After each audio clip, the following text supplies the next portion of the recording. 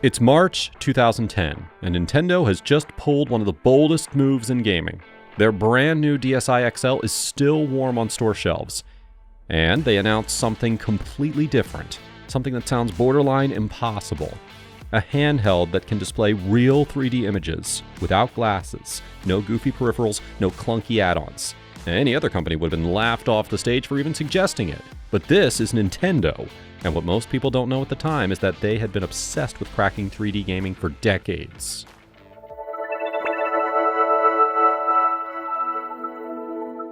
The story actually goes back to the 1980s, back when shoulder pads were huge and arcades were the place to be. Nintendo released this thing called the Famicom 3D system in Japan. Basically, a set of liquid crystal shutter glasses that let you see stereoscopic 3D effects. They even co-developed a game with HAL Laboratory called Famicom Grand Prix 2 3D Hot Rally that came out in 1988. But almost nobody cared. The accessory flopped hard and never made it outside Japan. Now that should have been the end of Nintendo's 3D dreams, but Hiroshi Yamauchi, the company's president at the time, just couldn't let it go. He wanted game objects to pop out at players, and he was willing to throw money at making it happen. So, in 1995, they tried again with the Virtual Boy. Now, if you've ever seen our video about this thing, you know it looks absolutely ridiculous. Like someone strapped a Viewmaster to a tripod and called it a day. Gunpei Yokoi, the genius behind the original Game Boy and the Metroid series, designed it as a portable tabletop system with goggles that used rapidly oscillating mirrors to create monochrome 3D images. Long story short, the Virtual Boy sold fewer than 1 million units. Only 22 games ever came out of it. It's widely considered one of Nintendo's biggest failures. Even Shigeru Miyamoto, the Mario guy, admitted years later in a 2011 interview that the wireframe visuals were and that the whole thing wasn't marketed right. But here's what separates Nintendo from most companies. They just don't give up. The GameCube, believe it or not, it had hidden stereoscopic 3D support built right in. Nintendo even prototyped an LCD add-on, and Luigi's Mansion was ready to use it. But the screen was so expensive it would have cost more than the console, so the whole idea got buried. And then there was Shigareden, an interactive museum in Kyoto. Yamauchi pushed hard for 3D tech just for that project, and even though the exhibit didn't take off, the R&D did. Piece by piece, Nintendo was building the blueprint for the 3DS, one abandoned prototype at a time. Fast forward to late 2009, and the Nintendo DS is absolutely dominating. We're talking 68% of the handheld gaming market. But Nintendo's already thinking about what comes next. In October of 2009, a story broke that Nvidia got tapped by Nintendo to develop hardware for their next portable console using their Tegra system on chip processors. At around the same time, Satoru Iwata, now running Nintendo, expressed interest in a Kindle-style wireless service. He wasn't aiming for free 3G, but he clearly wanted Nintendo's next handheld to feel just as seamless and always on. That mindset would later show up in the 3DS with Spot Pass and background connectivity. By 2010, leaks start spreading that Japanese studios already have dev kits for Nintendo's next handheld. The Pokemon Company got early access, and one third-party source hinted that the hardware included an iPhone-style tilt feature, quote, that does a lot more, end quote. Whatever that means. But yeah, the hype is building fast. June 15th, 2010, E3. Nintendo officially unveils the Nintendo 3DS, with Kid Icarus Uprising as the headline game. Major third-party support follows immediately. Kingdom Hearts 3D, Metal Gear Solid Snake Eater 3D, Resident Evil Revelations, and Super Street Fighter IV 3D. After the presentation, Nintendo confirms even more titles. They even demonstrate 3D movie trailers running directly on the hardware. The 3DS was running on a dual-core ARM11 processor, one core for games, one for the OS, with an ARM9 chip for DS compatibility and a Pica 200 GPU for graphics. 128 megabytes of FC RAM, a glasses-free 3D top screen, effectively 400 by 240 per eye, and a 320 by 240 touchscreen below. 3 low-res cameras, SD expandable storage, Wi-Fi, and an infrared port round out the hardware. Battery life sits at around 3 to 5 hours on the original mode and slightly higher on the XL. Nintendo announced that the 3DS would launch in Japan on February 26, 2011, priced at 25,000 yen. It will include the Mii Maker, Virtual Console support for Game Boy and Game Boy Color, 3D classics, augmented reality games, and new wireless features called Street Pass and Spot Pass. And on launch day in Japan, all 400,000 units sell out immediately. People are lining up around blocks. Pre-orders are gone. It's pandemonium. By March, worldwide sales reached 3.6 million. Strong numbers, but it's less than what Nintendo projected. And almost immediately, sales begin to slow down. The problem becomes pretty obvious pretty fast. At $250, the 3DS is the most expensive handheld Nintendo's ever released. The original DS launched at $150 back in 2004, and people are doing the math. The design's also cramped. Great for kids, but adults playing for extended sessions find it uncomfortable. And then there's the 3D effect itself. Yeah, it's technologically impressive, and yeah, it works without glasses, but prolonged use causes eye fatigue. Nintendo even slaps a warning on the box saying kids under 6 shouldn't use the 3D feature, which is awkward considering that kids are a massive chunk of their customer base. Oh, and the launch lineup? No Mario, no Zelda, no Pokemon. No flagship franchise games that typically carry Nintendo hardware launches. And then on July 28, 2011, Nintendo does something almost unprecedented. They slash the price by nearly a third, from $250 to $170. This is a massive move that immediately raises questions about early adopters who paid full price just months earlier. So, Nintendo announces the 3DS Ambassador Program. Anyone who accessed the eShop before August 21st gets 20 free classic games. Not a bad consolation prize. And it worked. By the end of 2011, the 3DS had moved 4 million units in the United States and 11.5 million worldwide. But what's a Nintendo handheld without the games that make people actually want to own it? Soon enough, Mario Kart 7 hit the scene, giving the 3DS its first huge multiplayer title. It introduced gliders, underwater racing, and online matches that actually worked well on a handheld. For a lot of people, this was the moment that the 3DS finally felt alive. November 3rd, 2011, brought Super Mario 3D Land. This wasn't just Mario slapped onto a 3D screen, though. The game was built from the ground up to showcase what the stereoscopic display could actually do for gameplay. Depth perception wasn't just a visual gimmick anymore. It helped you judge jumps and navigate obstacles in ways that felt genuinely different. The game became a system seller almost immediately, reminding people why they bought Nintendo handhelds in the first place. And then in 2012, Capcom released Resident Evil Revelations, and this one turned heads for a completely different reason. Here was a full-fledged survival horror game on a handheld that looked and played like something you'd expect on a home console. The game was well received for bringing back the horror elements the franchise had been drifting away from. Revelations launched alongside the Circle Pad Pro, an attachment that added a second analog stick and extra shoulder buttons to the 3DS. Anyone who's played an action game with only one analog input knows just how much of a difference that makes. 2012 also brought one of the most ambitious projects Nintendo ever put on a handheld.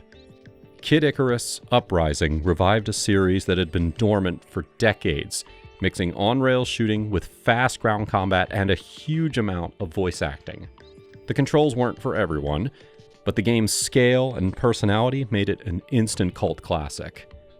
And around this time, Monster Hunter 3 Ultimate arrived and cemented the 3DS as the new home for the franchise.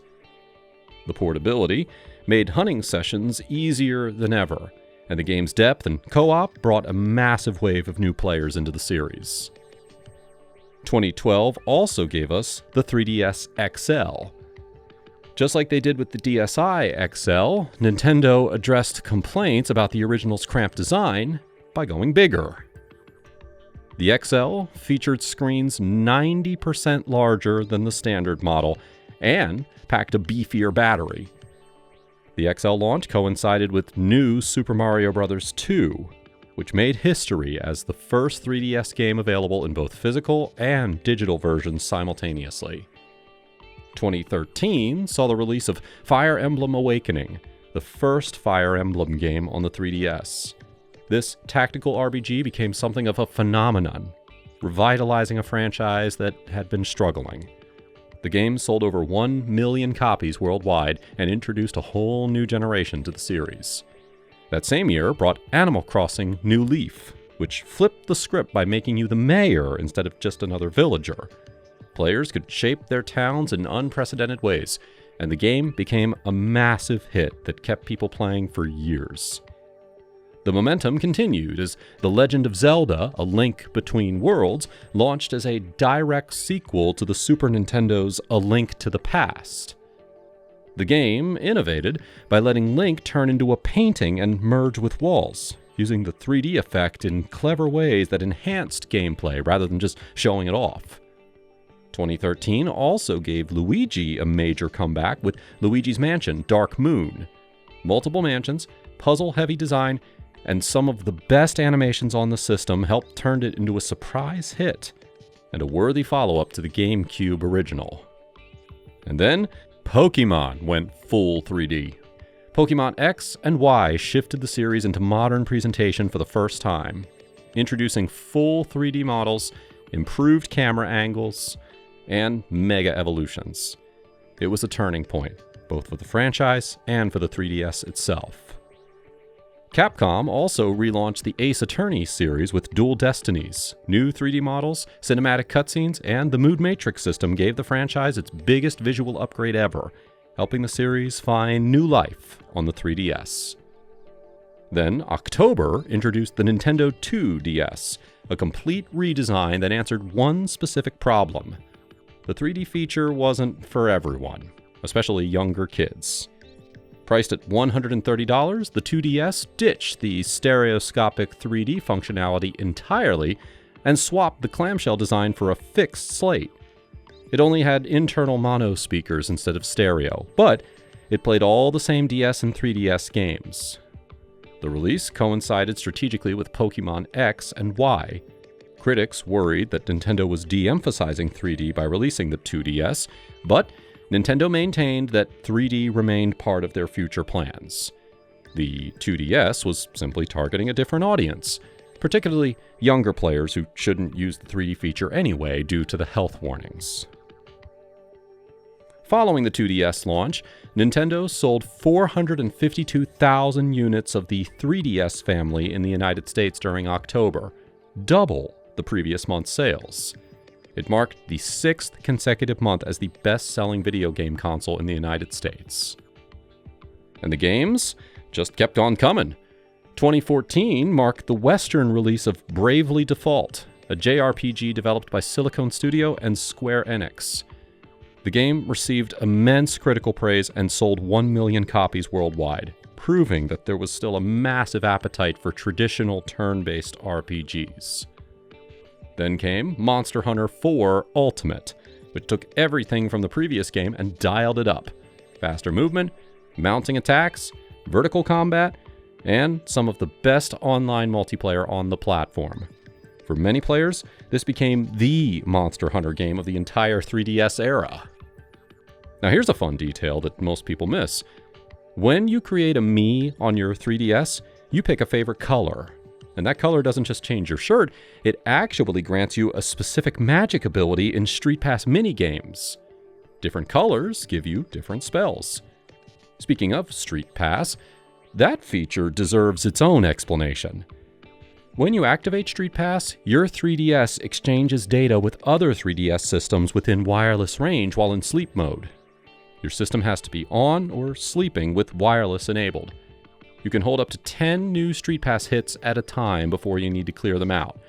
So if you're somewhere crowded, like a convention or a theme park, you'll want to check regularly. The 3DS also doubled as a surprisingly solid media device. Its music player app let you load MP3s and AAC files onto the SD card, and even used Street Pass to trade song data for compatibility charts. The Nintendo 3DS camera could shoot photos and videos with its 3D cameras, and it came with a full set of editing tools: brushes, stamps, speech bubbles, and even a depth tool for simple 3D effects. A 2011 update added 3D video and stop-motion recording. Nintendo eShop launched in 2011 as a digital distribution service, offering downloadable retail games, download-only titles, virtual console games, and various applications. The 3DS even found a place outside of gaming. In 2012, the Louvre in Paris began using the system as an audio guide, and a year later, the museum partnered with Nintendo to create a full 3DS-based visitor guide. It included over 30 hours of audio, more than 1,000 photos, and even 3D views of artwork and galleries, with navigation handled by GPS transmitters placed throughout the museum. Visitors could rent a preloaded 3DS XL on-site or buy the software on the eShop. And unlike most 3DS titles, it wasn't region-locked. The collaboration was announced in a special Nintendo Direct featuring Satoru Iwata and Shigeru Miyamoto touring the museum. The Louvre eventually retired the 3DS guides in September of 2025. On August 29, 2014, Nintendo announced the new Nintendo 3DS and new Nintendo 3DS XL. Upgraded models with a faster quad-core processor, doubled RAM, a built-in C-stick for camera control, and new ZL and ZR buttons, making the old Circle Pad Pro unnecessary. But the standout feature was Super Stable 3D. Using face tracking to adjust the stereoscopic effect in real time, it finally made the 3D reliable. Japan got both new 3DS models on October 11, 2014, along with lots of swappable faceplates so people could customize their systems. They sold 230,000 units in just 2 days. Australia and New Zealand got theirs in November, and Europe got a special early version in January of 2015 before the regular release. North America did not get the same treatment. It only got the XL model, no smaller version and no faceplates. Nintendo said that they didn't want shoppers to get confused, but fans weren't happy, and many started importing the standard model from other countries. The complaints got loud, and eventually, in 2015, Nintendo finally announced that the standard new 3DS would come to North America, but only inside a special Animal Crossing Happy Home Designer bundle. More bundles came later, like Pokemon's 20th Anniversary Edition and Mario-themed systems. Despite the rocky release, everybody really liked the new 3DS hardware. The Super Stable 3D feature made the 3D effect work much better. The C-Stick, though, got mixed reviews. Some people liked it, others thought that it felt like the small pointer nub on old laptop keyboards. People also weren't thrilled that the system used micro SD cards hidden behind a screwed-down backplate, or that it didn't include a charger. Now, alongside the new hardware, Nintendo released Majora's Mask 3D, a polished remake of one of the strangest Zelda games ever made. Updated visuals, smarter quest tracking, and quality-of-life tweaks made it the definitive version for many fans. And speaking of pushing hardware, Xenoblade Chronicles 3D showed just how far the new 3DS could go. A full Wii-sized open-world RPG running on a handheld wasn't just impressive, it was a statement about what the upgraded system could do. The new 3DS had enough power to finally support SNES games on the Virtual Console, starting in 2016. That extra power also allowed certain titles like Xenoblade Chronicles 3D, Fire Emblem Warriors, and Minecraft to run only on the new 3DS, since the original models couldn't handle them. And then October of 2016 happened. Nintendo unveiled the Switch, launching March of 2017. Reggie Fils-Aimé insisted the 3DS could coexist as the entry-level option for younger players, but nobody was buying it. Standard new 3DS production ended in Europe and Japan in 2017. 2017 brought the new Nintendo 2DS XL, all the upgraded hardware minus 3D functionality, with better microSD placement and Switch-inspired design touches. It launched July 28th in North America and Europe as the platform wound down. The XL kept manufacturing until July of 2019, and then that was it. In 2020, Nintendo discontinued the entire 3DS line. In total, the 3DS sold almost 76 million systems and 392 million games. The 3DS left behind fascinating collectibles. Limited editions became huge. Majora's Mask with gold designs, Monster Hunter themes, Fire Emblem versions, Pokemon Anniversary units. Faceplates developed their own secondary market, with rare designs commanding serious money. The iQOO 3DS XL stands out as the strangest variant, the only model sold in China through Nintendo's collaboration with Wei Yin, with just 2 pre-installed games and 0 physical releases. Finding one now is collector gold. The system packed clever features that most people missed. The activity log doubled as a pedometer, walk with the system in sleep mode, earn play coins at 1 per 100 steps, max 10 daily up to 300 total. Games let you spend those on special items. AR games came pre-installed with 6 cards featuring Nintendo characters. Point your camera at Mario's card and he'd appear in augmented reality. Face raiders photographed faces and turned them into enemies flying around your actual room through the rear camera. Inside the built-in AR games on the 3DS, there's a mode called Free Fishing. It uses the AR card and colored surfaces to influence which fish show up.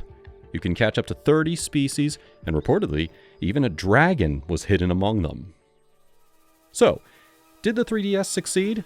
Absolutely. The 3D effect never became the game changer that Nintendo hoped for, but the system didn't need it.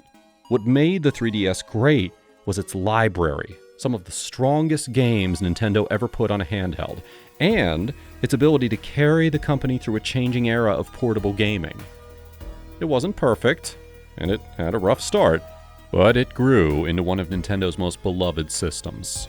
If you enjoyed this deep dive, don't forget to like the video, subscribe to the channel, and hit that bell so that you don't miss what's coming next.